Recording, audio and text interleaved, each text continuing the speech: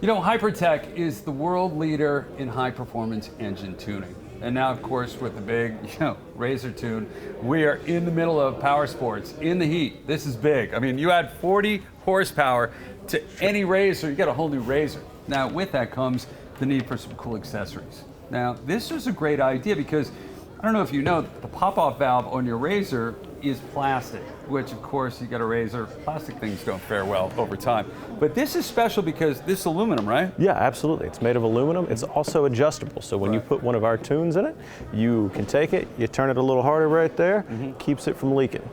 Oh, that's great, especially when you're off-road. You know, something like this too is carb legal, surprise, but it's Hypertech. So chances are it's definitely gonna be carb legal, made in the USA. So if you have any questions about your blow-off valve, you can call Hypertech. Chances are you'll talk to my friend over here. You want more information on some great, unbelievable accessories for your Razor? I say that because they are truly amazing. Check in right now, hypertech.com.